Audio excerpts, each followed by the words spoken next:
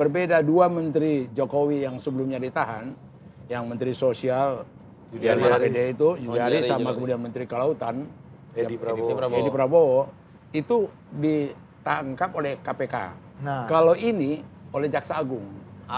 Artinya Jaksa Agung itu berada dalam kendali dari Presiden. Kalau soal koalisi perubahan ini kan ibarat kilometer tuh, kilometernya ini kan sudah jauh sekali. Kalau embrio koalisi yang lain kan 1 bulan terbentuk, bulan berikutnya bubar. Ya berani penting, karena keberanian ini penting. Kan yang kedua juga disebut kuat tuh Bang, itu juga kriteria berarti Bang ya? Iya, kuat. Berani, kuat. Dekat dengan rakyat, Dekat dengan rakyat.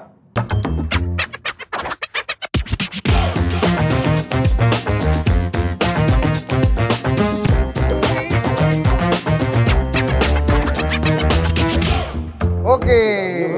Welcome to Adu Perspektif. Ya, hari ini kita akan bergeser dari ibu kota Jakarta ke Sumatera Utara. Ya.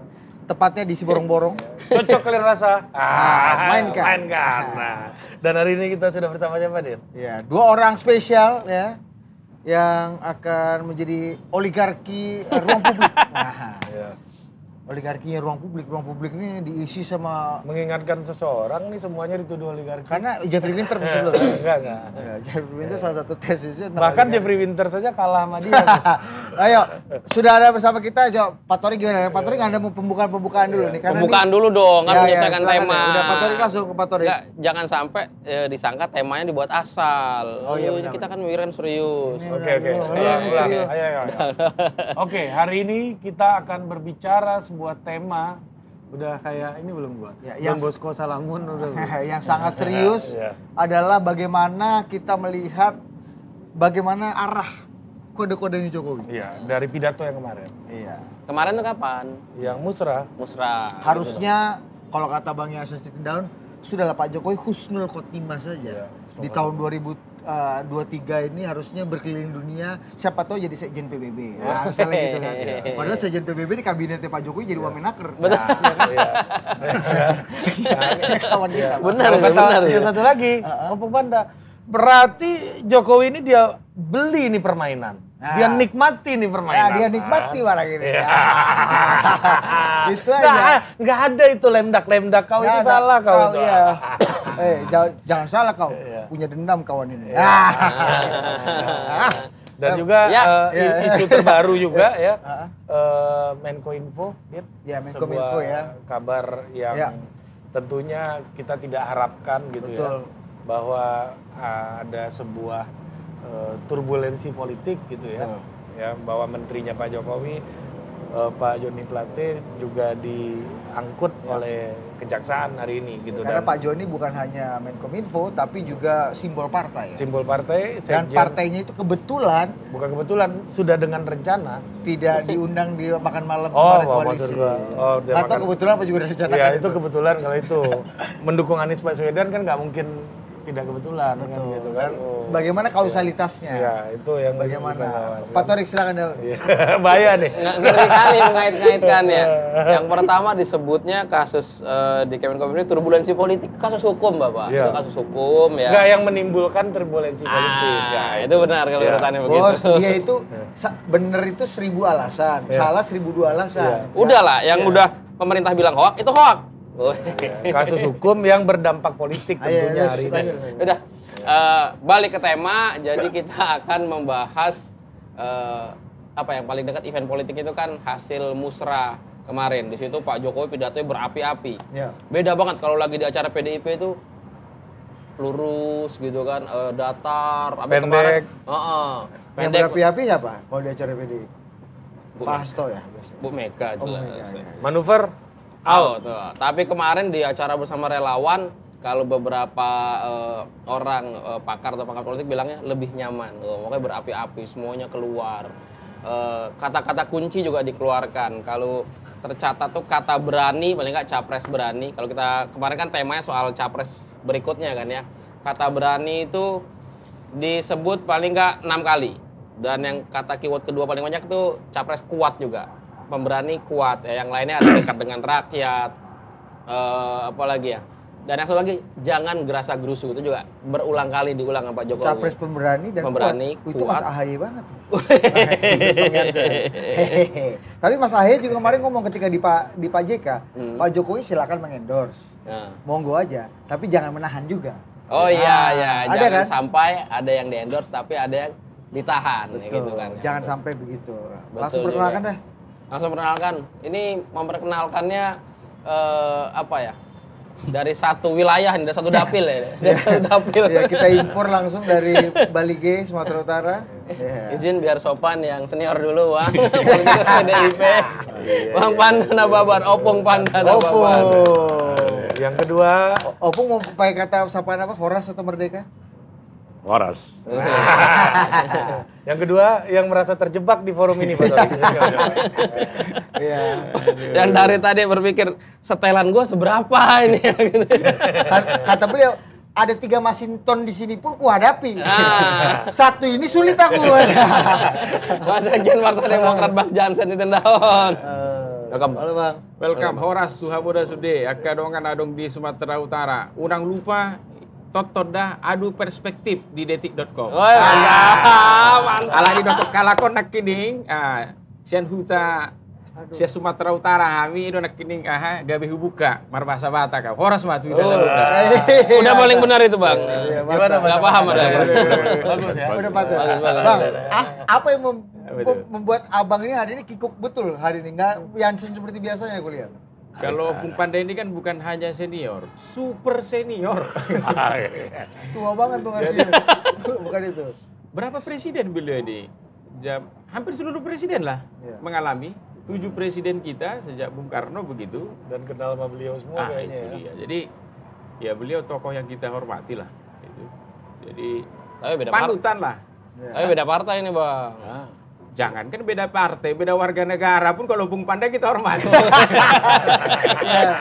Dan Opung Pandai ini satu dari sedikit sekali orang yang pernah diutus oleh Ibu Megawati untuk berkomunikasi dengan Pak SBY tentang menjawab 5 pertanyaan. Ya, ini lagi. Ya kan? Pertanyaan nggak dijawab, martabak pun habis ya kan. Pulang Opung cepat dari istana. Apa dulu kita mulai nih? Yang paling update dulu lah. Ini kan mumpung ada Bang Jansen di sini soal peristiwa tadi dulu Bang ini Bang. Sebelum kita ke tema soal Bang Plate ini Bang. Soal Pak Joni Plate. Ini dengan kasus hukumnya yang terbaru diduga terlibat kasus korupsi, efek kalau tadi kata Ari ini turbulensi politik. Nah, apakah itu juga yang dirasakan koalisi? Suasana kebatinan koalisi ini melihat Sekjen Nasdem ditahan Kejagung ini gimana Bang? Pertama, ini soal nilai-nilai ya. Jadi nilai-nilai saya pribadi begitu, nilai-nilai kami Partai Demokrat, termasuk pasti nilai-nilai koalisi perubahan dan nilai-nilai Mas Anies begitulah ya. Kita pro pada pemberantasan korupsi. Gitu. Jadi ini kan persoalan hukum nih. Tapi kan begitu. Kalaulah memang, sekali lagi ya, kalaulah memang kasus yang dialami Bang Joni ini jauh-jauh hari dulu Kejaksaan Agung misalnya sudah cukup buktinya menetapkan tersangka, harusnya dulu ditetapkan. Itu bukan di tengah situasi tahun politik ya yang semuanya sudah jalan ini. Itu apakah ada dampaknya? Pastilah, tidak mungkin nggak ada dampak. Oh, Anda mendengar bahwa sebenarnya ini udah dari dulu harusnya itu udah bisa selesai. Kalau sejak dulu begitu. Aku pun belum buka nih, misalnya sprindiknya itu penyidikannya dibuka bulan berapa, tahun berapa begitu. Karena kalau penyidikan dibuka kan artinya potensi orang ini menjadi tersangka karena adanya minimum 2 alat bukti itu kan pasti sudah ada. Kalau nggak kan penyelidikan terus. Jadi kalau memang ya ini karena kaitannya dengan politiknya tadi kan. Mau tidak mau perkara ini pasti itu loh. Orang menyorotnya juga dari sudut politik. Ya. Bukan murni ansih hukum tok kan begitu. Ya. Itu makanya kalaulah misalnya sudah sejak jauh-jauh hari yang lalu begitu, cukup bukti menetapkan beliau selaku tersangka pada persoalan ini tadi, persoalan BTS. Dan lain-lain ini, harusnya dulu itulah ditetapkan begitu. Tetapi apapun ya, kita hormati itu keputusan Kejaksaan Agung ini.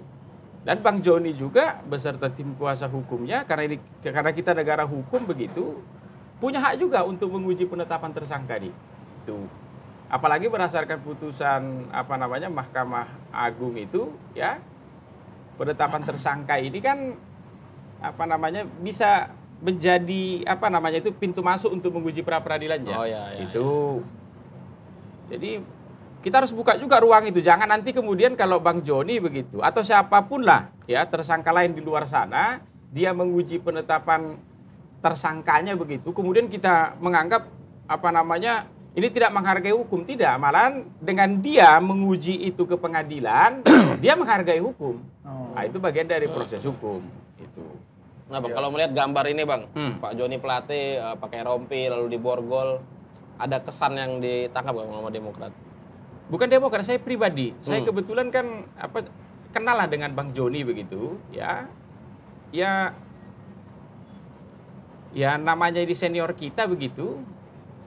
Ini di luar soal perkaranya ya, ini hubungan antar kemanusiaan ya. Ada juga rasa sedih lah melihat beliau diborgol begitu, kemudian dipertontonkan ke publik lah. Ini kan mungkin karena ini siang tadi dan video ini juga di media sosial diputar di mana-mana, mungkin 200-an juta ini yang melihat ini kan. Itu. Jadi itu makanya untuk Kejaksaan Agung begitu, kalau ada kes-kes yang lain misalnya di luar kasus ini, ya tegas juga. Itu jangan tebang pilih begitu, ditebang semua. Kan itu yang kita minta. Tidak ada rasanya satupun partai politik di Indonesia ini yang ADRT-nya itu tidak anti korupsi. Semua pasti anti korupsi. Dan tidak ada juga satupun politisi atau warga di bangsa ini yang tidak pro pada pemberantasan korupsi, kan begitu. Itu dia. Tapi untuk pemberantasan korupsi itu kan tidak bisa individu per individu. Undang-undang mengatur ada lembaganya. Ya. Kalau polisi itu ada tindak pidana khususnya kan begitu, Krimsus, Kejaksaan dan KPK, kan hanya 3 itu yang boleh. Jadi kebetulan kan kejadian di Kejaksaan. Jadi kita mendorong Kejaksaan untuk kemudian serius begitu memberantas korupsi di tempat-tempat yang lain. Tapi Bang, ini kan karena tahun politik seperti tadi Abang katakan juga membenarkan apa yang sudah terceplos dari saya di awal gitu. Oh, terceplos. Ya, apakah publik seperti saya ini berlebihan nggak menganggap kasus ini bernuansa politis? Ya, meskipun Bang adiknya Opung Panda, Bang Eriko bilang jangan berpikir ada kaitannya sama politik gitu. Tiap orang pasti punya sudut pandang. Itu. Apapun Bang Joni ini bukan orang biasa di Nasdem, itu loh. Dia sekretaris jenderal Partai Nasdem. Nomor 2 ya. Jadi kalau kemudian misalnya sebelum beliau ditetapkan tersangka inilah ya, KPU buka pendaftaran, salah satu tanda tangan yang ada itu dalam dokumen BB yang dimasukkan ke KPU mendukung Anies Baswedan ini pasti tanda tangan beliau. Kan begitu dia. Tapi sekali lagi itu karena ini berkelindan ini ya, status tersangka ini, proses hukumnya ini kan sudah due process of law nih. Ya.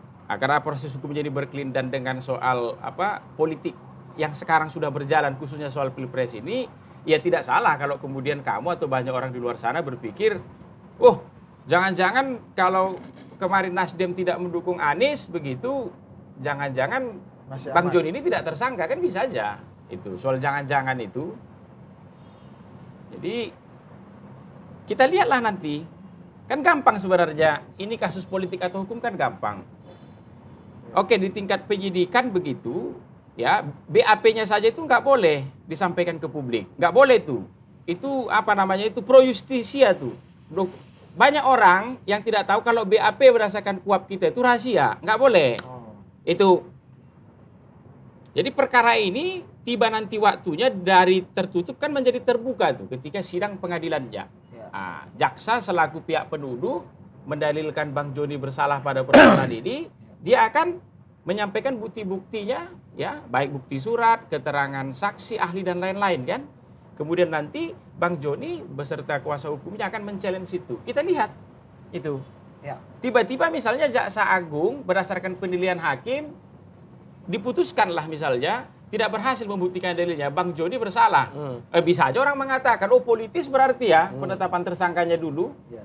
Tetapi kalau kemudian putusan pengadilan mengatakan bersalah, Itu loh, berdasarkan 2 bukti plus keyakinan hakim begitu, ya hilang juga seluruh segala macam tuduhan kejaksaan atau aparatur penegak hukum sedang main politik di sini begitu. Jadi semua orang boleh berkata apapun pada saat ini, tapi di titik tertentu nanti kebenaran sesungguhnya itu akan lahir pasca keluarnya vonis pengadilan. Itu akan ketahuan ya, Pasti. Nah, Gitu. Opung, ini aromanya tadi kalau bahasa Bang Jansen dan Ari juga, memang ini agak sulit untuk tidak mengaitkannya dengan politik. Bukan termasuk sulit banget. Ya, ini Pak, termasuk Pak Udah yakin aja Anda. sahabat Opung dari Medan, Pak Surya Paloh, ada yang bilang intervensi politik, tapi semoga tidak benar. Dialas. Semoga dialas. Jadi kalau saya bukan asumsi, atau kaitan, peristiwa ini mengingatkan saya apa yang terjadi 5 tahun yang lalu. 5 tahun yang lalu, waktu Presiden Jokowi bermaksud mau mengganti Jaksa Agung Prasetyo. Surya Paloh bercerita ke saya, Pan, kalau Presiden mengganti Prasetyo Jaksa Agung, Nasdem akan keluar dari kabinet. Oh ya? Saya bilang. Saya tanya Presiden, Mas, saya ketemu Surya Paloh. Dia katakan kalau Jaksa Agung diganti, mereka akan keluar dari kabinet. Iya. Dia bilang begitu, iya. Terus sikapnya Mas gimana? Kita lihat aja nanti. Tapi waktu dia bilang ke saya kita lihat aja nanti, mimiknya itu bukan mimik yang ini, yang plong gitu loh. Nah peristiwa itu tiba-tiba memoriku diingatkan lagi dengan peristiwa itu dengan terjadinya ini. Kebetulan Sekjen Nasdem. Gitu loh. Jadi yang menersangkakan Kejaksaan Agung. Kejaksaan Agung. Jadi sebelumnya dulu Jaksa Agung yang lama diminta Jokowi mau diganti ya kan. Tapi sebenarnya itu hak prerogatif dia lah itu sebenarnya. Nggak boleh diintervensi siapapun. Cuma mungkin waktu itu dia merasa dekat dengan Surya dan sebagainya. Itu tidak dia. Jadi memori itu teringat aku dengan peristiwa ini gitu loh. Itu aja yang menarik gitu loh. Nah kemudian saya pikir terlampau apalah dangkal lah kalau dikait-kaitkan ini apa kaitan dengan politik, kaitan dengan apa. saya lihat terus terang reputasi Jaksa Agung ini, Burhanuddin ini bukan orang-orang yang bermain-main begitu. Ya kan? Dia orang profesional, latar belakang dia tidak seperti jaksa agung yang pernah seperti Marzuki Darusman, seperti orang yang dari luar segala macam. Dia saya lihat dan menangani perkara juga terus terang aja cukup spektakuler. Yang pada zaman Prasetyo, Jiwasraya, kemudian Sabri tidak ini, pada zaman dia ini kan, pada zaman dia ada beberapa kasus, pada periode dia dibuktikannya gitu loh. Jadi saya tidak melihat dia mau bermain-main dalam unsur kaitan pengaruh bermain politik gitu loh. Ya. Ini punya dampak nggak, Opung, dalam komposisi koalisi?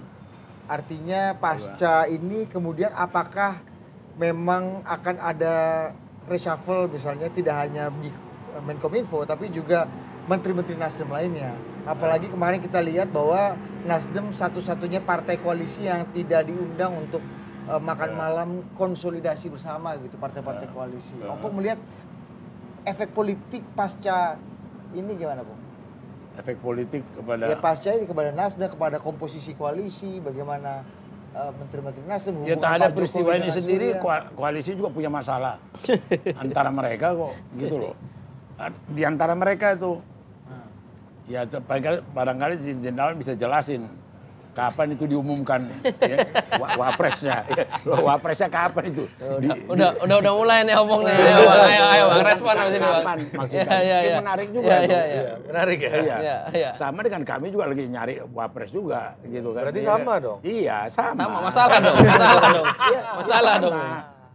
Artinya ada yang menarik. Dan satu hal lagi, berbeda 2 menteri Jokowi yang sebelumnya ditahan, yang menteri sosial Juliari PD itu, Juliari sama kemudian Menteri Kelautan Edi Prabowo itu ditangkap oleh KPK.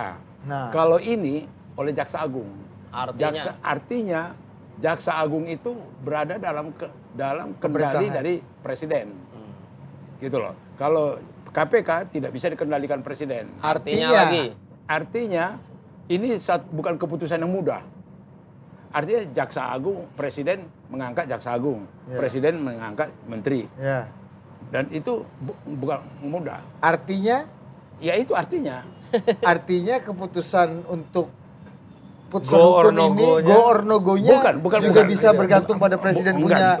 Enggak juga. Kalau mau intervensi lebih gampang kalau mau intervensi. Kan kalau KPK kan berdiri sendiri. Kalau ini kan dalam kendalinya Presiden Jokowi. Artinya? Dia nggak gunakan untuk mau dikendalikannya gitu loh maksudku. Presiden nggak gunakan. Harusnya kalau Presiden gunakan tuh ditahan malah. Bisa aja. Maksudnya jangan ditersangkakan gitu maksudnya. Itu kan kalau diundang makan malam. Jangan ditersangkakan atau ya misalnya kalau ini nggak usah lah dulu kita berandai-andai bermisal-misal. Banyak kali mau ditarik nanti kalau bermisal-misal. Opung yang analogikan KPK di luar otoritas kabinet, kejaksaan di dalam otoritas kabinet Presiden. Artinya bukan Jokowi tegas membersihkan ke dalam. Gitu loh. Pakai sapu yang ada di dalam. Iya, itu. Bang Yasin, mau nanggapin. Kasih tanggapan dulu orang tua. Kasih dulu tanggapan. Biasanya nggak gitu, Bang. Gimana nih logikanya? Dah ada logika. Ini giliran Bang Jarod, komentar dulu. Kalau aku sih itu karena ini kan pidana nih, perkara pidana. Kebetulan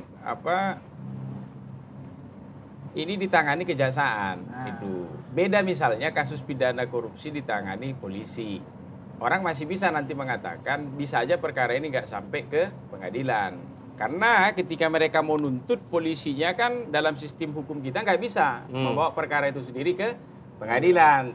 Dia bawa ke jaksa kan begitu. Di jaksa bisa saja jaksa mengatakan P19 terus. Atau kami nggak yakin itu bisa terbukti di pengadilan. Dia punya juga SP3 kan begitu. Jadi ada dua kontrol ya. Persis, kalau ini kebetulan sudah dapat dipastikan 5.000% kasus ini pasti bergulir ke pengadilan.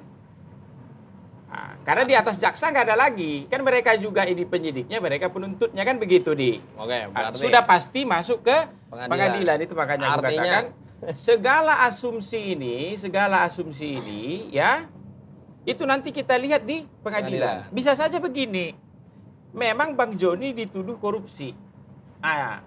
Pasal yang ditersangkakan, pasal yang sekarang inilah. Nanti kita lihat itu misalnya pasal 2, pasal 3.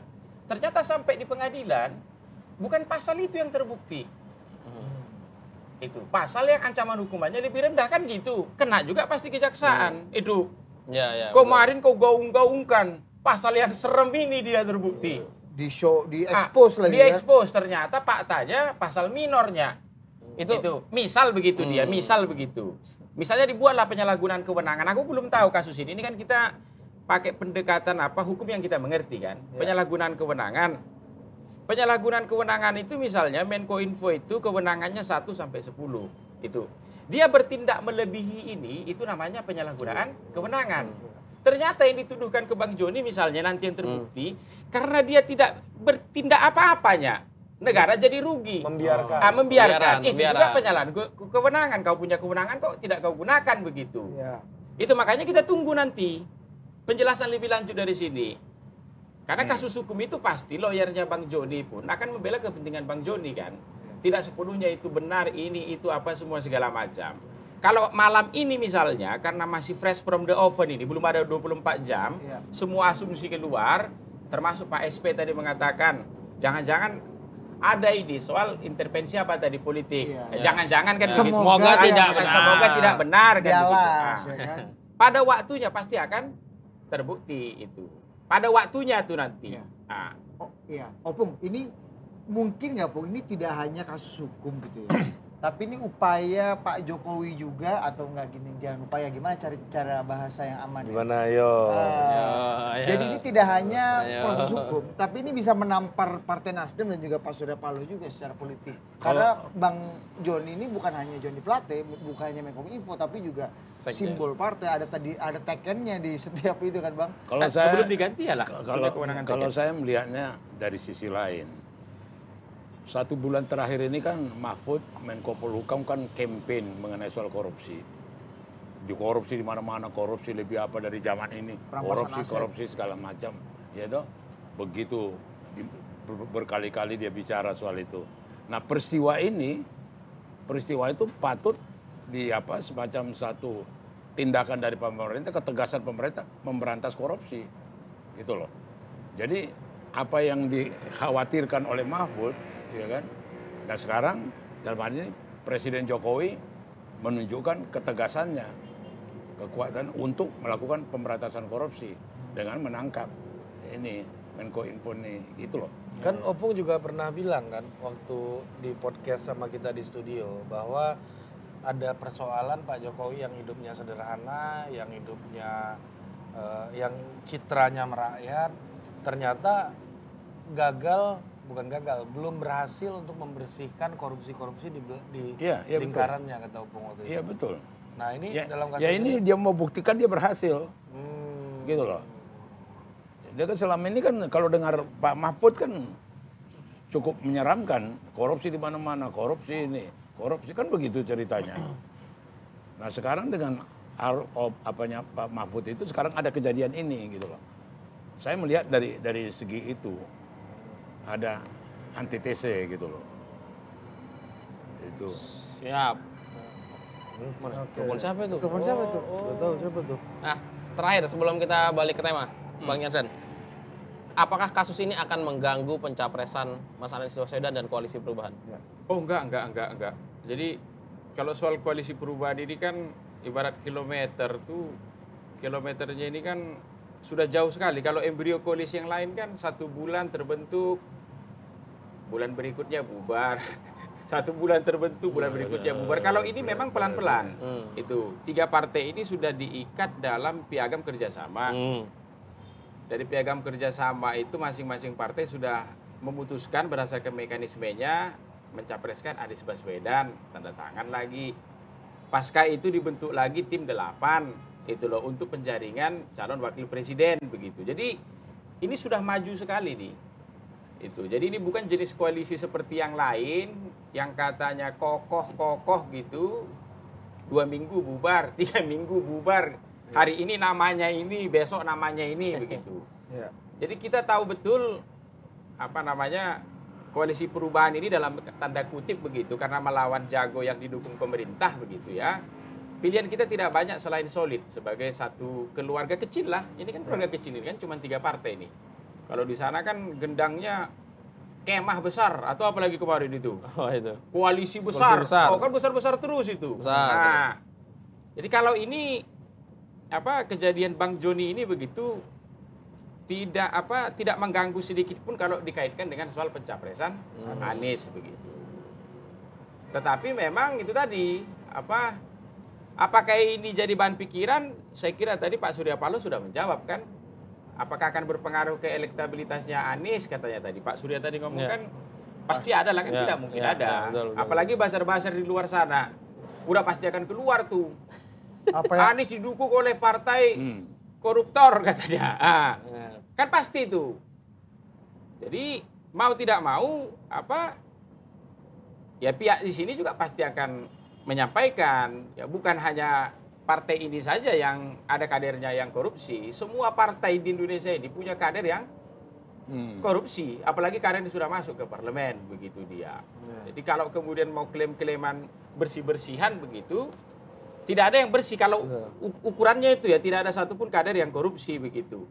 Itu. Arah kita memang ingin membersihkan politik kita ini, ya, kebijakan negara kita ini dari korupsi. Arah kita ke sana. Itu makanya kemudian kader yang kena kasus korupsi ya kita dorong untuk diproses. Itu. Nah, ini balik lagi ke Bang Jansen bilang bahwa semua partai yang udah masuk parlemen berkemungkinan atau bahkan sudah punya kader yang tersangkut kasus korupsi gitu kan gitu kira-kira Bang.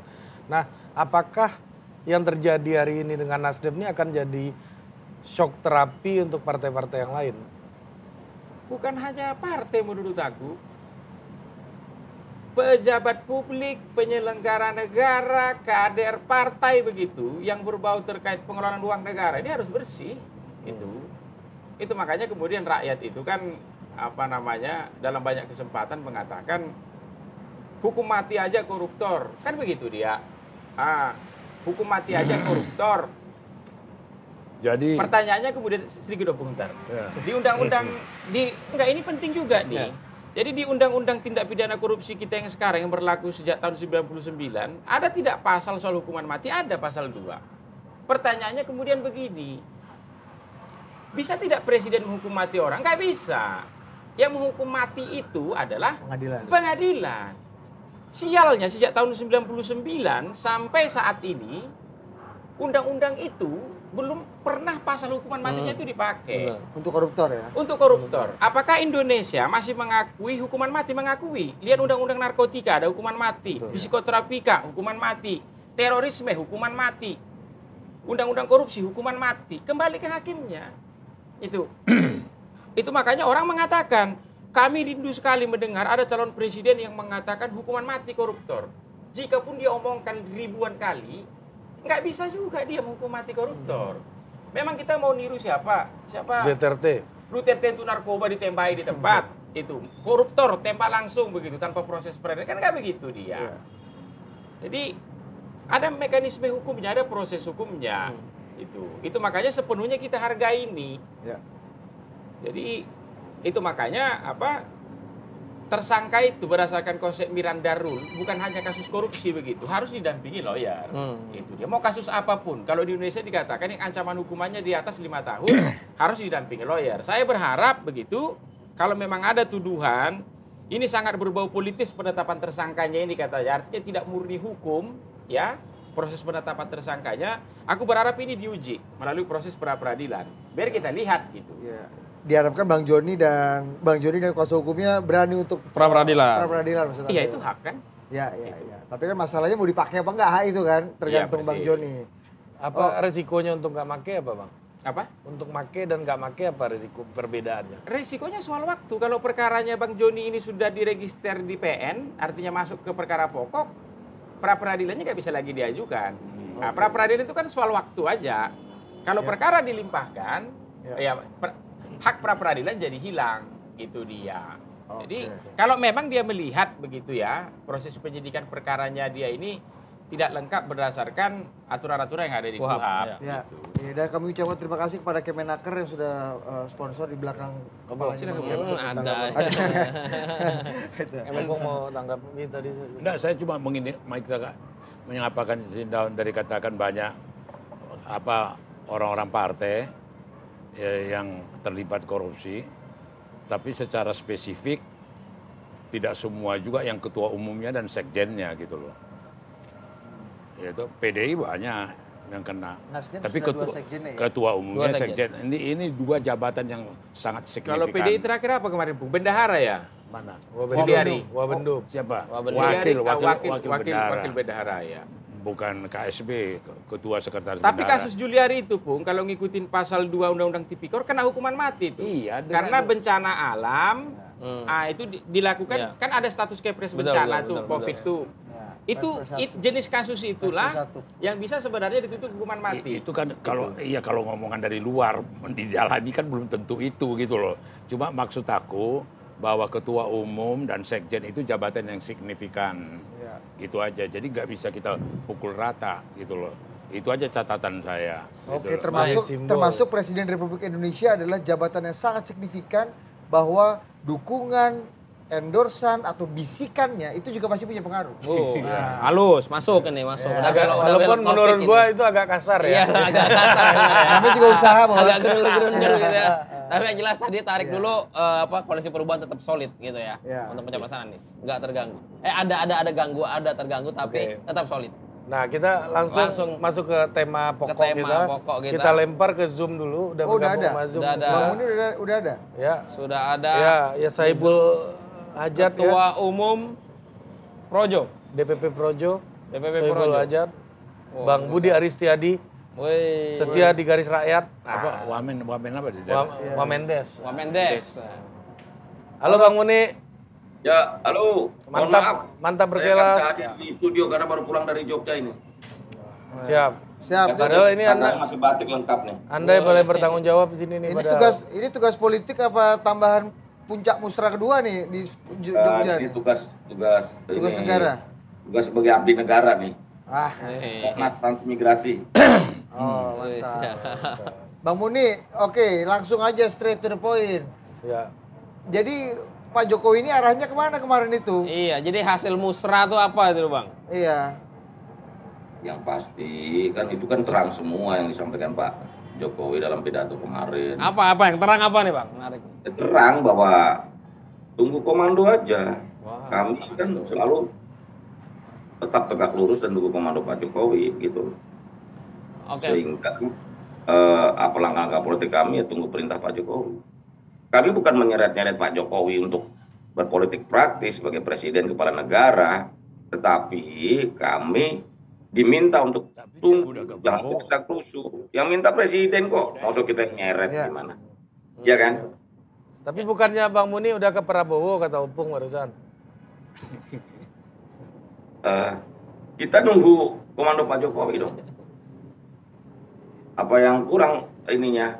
Statement resmi kita kan belum. Bang, Bahwa kita menjaga hubungan baik dengan semuanya. berarti hasil musra kemarin tuh baru menyerahkan hasil musra ke Pak Jokowi gitu Bang ya?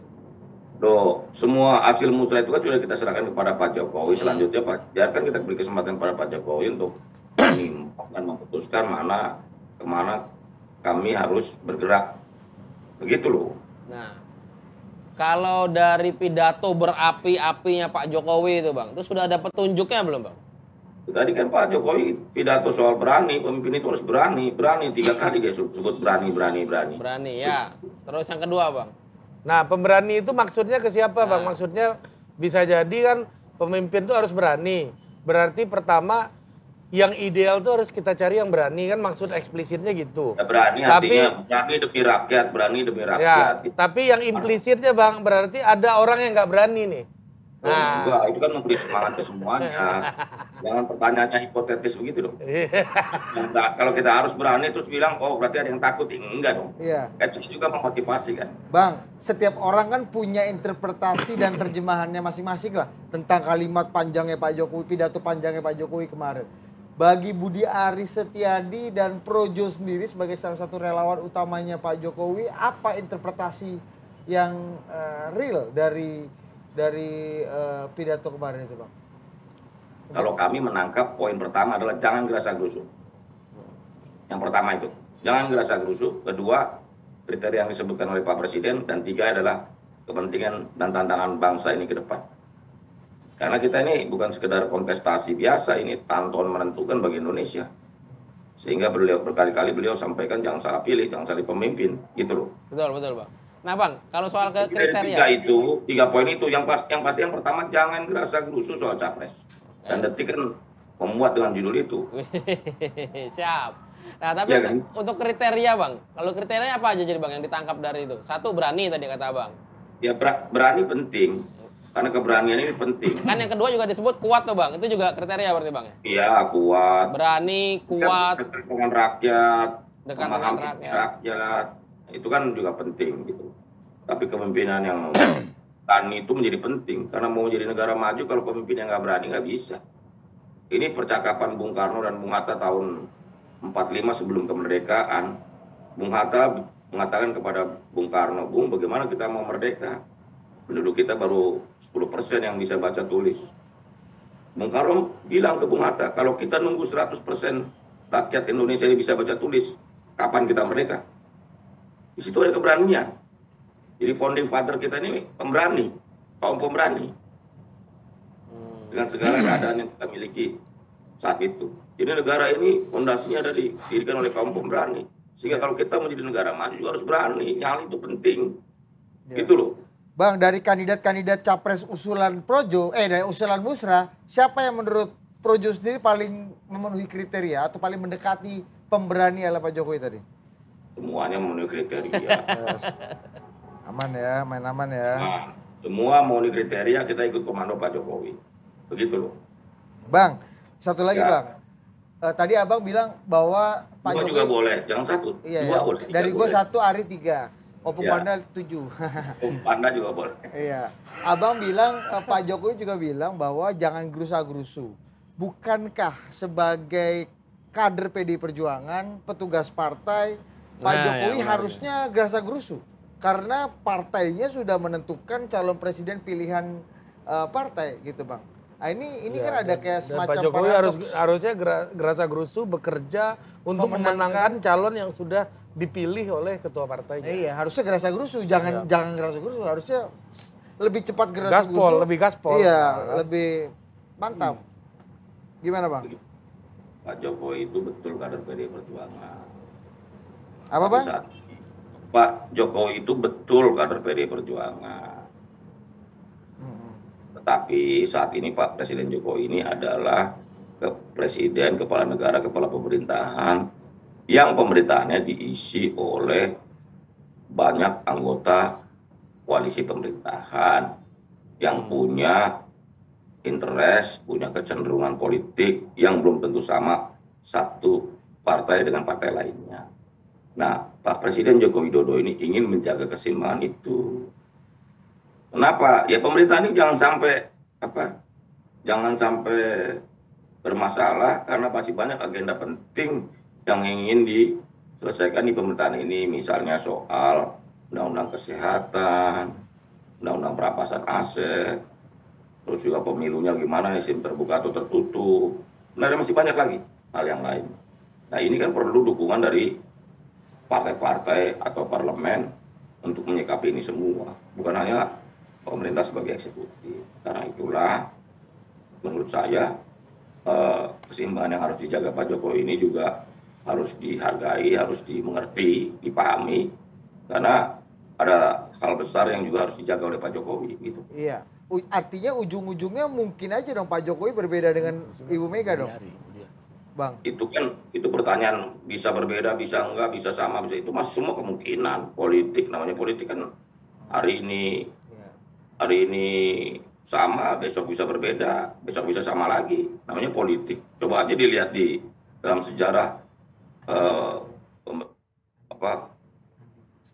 politik demokratis Indonesia di tahun 99 sejak reformasi. Yang dulunya bergabung bisa jadi satu jadi berbeda. Begitu juga pilkada yang dulunya di partai pusatnya nggak sama, tapi di bawahnya bisa sama. Jadi dinamis dan sangat cair. Politik parlemen politik multipartai di Indonesia bisa sangat cair. Misalnya PDI sama Demokrat bisa tuh di Kaltara mereka gabung bareng, gubernur dari PDI. Jadi Pak Budi, Demokrat. dari tadi aku dengar uraianmu ini, bayanganku ini pimpinan partai yang bicara ini. Pemahamanku relawan itu satu memori yang indah waktu mau merebut Irian Barat. Itulah populer pertama, Ganyang Malaysia. Artinya relawan yang rela mengerjakan apa yang diingini oleh rakyat. Jadi bukan main politik gitu loh. Apakah Ganjar, apakah Prabowo, apakah Anies, apa ke sini? Enggak ke situ. Ya relawan tuh al-ikhlas. Ya kan? Ya al-ikhlas mengapakan menurut hati nurani dia gitu loh. Itu pemahaman saya. Ya setuju Bang. Itu. Sangat setuju Bang. Dan itu di tahun 2014 bisa terwujud. Iya, Kalau itu kita masih ada 1,5 tahun pemerintahan Pak Jokowi. Masa relawan Jokowi belum apakah udah dukung capres tertentu ya nggak pada tempatnya juga kan. Saya pikir mendukungnya itu pada waktunya nanti gitu loh. Kali kita pakai brevet relawan lain. Ini kan kita relawannya presiden, yang presidennya masih menjabat 1,5 tahun lagi gitu. Ya. Maksudnya begitu Bang. Tahun 2014 sebelum Pak Jokowi jadi presiden kita al-ikhlas. Kita nggak tengok kanan kiri. Persoalannya sekarang ini Pak Presiden Joko Widodo nih masih sampai Oktober 2024. Ya. Dan kita brevetnya adalah relawan Jokowi, relawannya Presiden Jokowi. Bang Muni, Anda dan Projo dan teman-teman relawan dianggap menggojlok-gojlok lah, menyorong-nyorongkan presiden untuk ikut bermain politik. ikut pestanya partai ini kan pemilu kali ini pestanya partai politik. Rasanya Anda banyak juga pendapat yang menganggap bahwa Anda dan teman-teman relawan dianggap mendorong-dorong Pak Jokowi untuk ikut berpesta juga yang sebenarnya bukan pesta beliau gitu. Gimana Pak? Pestanya opung ini harusnya sama Bang Jansen.